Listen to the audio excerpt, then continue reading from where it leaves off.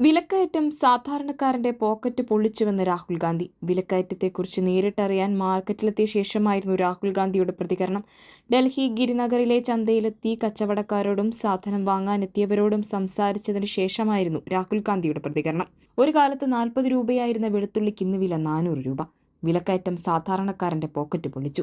സർക്കാർ കുംഭകർണനെ പോലെ ഉറക്കത്തിലുമാണെന്നും രാഹുൽ ഗാന്ധി എക്സിൽ കുറിച്ചു. കിലോഗ്രാമിന് 50, 60 മുതൽ 100 രൂപ വരെ വില ഇരട്ടിയായ ഗ്രീൻ പീസ് പോലുള്ള മറ്റ് പച്ചക്കറികളെക്കുറിച്ചും രാഹുൽ ഗാന്ധി അന്വേഷിച്ചു.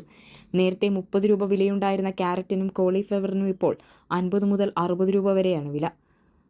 വെളുത്തുള്ളിയുടെ വിലയാണ് രാഹുൽ ഗാന്ധി എടുത്തുകാട്ടിയത്. 10% വില കൂടി. വെളുത്തുള്ളി ഉൽപ്പാദനം ഈ വർഷം ഗണ്യമായി കുറഞ്ഞു. അതാണ് വിലക്കയറ്റത്തിന്റെ കാരണമെന്നാണ് കച്ചവടക്കാർ രാഹുൽ ഗാന്ധിയോട് പ്രതികരിച്ചത്. പയർ, കാരറ്റ്, കോളിഫ്ലവർ തുടങ്ങി സകല പച്ചക്കറികൾക്കും ഇരട്ടിയിലധികം വില വർദ്ധിച്ചു. ഈ വിലക്കയറ്റത്തിന് നടുവിൽ സാധാരണക്കാരൻ എങ്ങനെ ജീവിക്കുമെന്നതും ചോദ്യമാണ്. സാധനങ്ങൾക്ക് മാത്രമല്ല, ചരക്ക് നീക്കത്തിനും പണച്ചെലവ് കൂടുതലാണെന്നാണ് കച്ചവടക്കാർ പറയുന്നത്. നേരത്തെ ആളുകൾ 1 കിലോ സാധനം വാങ്ങിയിരുന്നു. ഇപ്പോൾ അതേ പണം കൊണ്ട് അവർക്ക് 500 ഗ്രാം മാത്രമാണ് ലഭിക്കുന്നതെന്നും ആളുകൾ പച്ചക്കറികൾ വാങ്ങുന്നത് കുറവാണെന്നും കച്ചവടക്കാർ പറയുന്നു.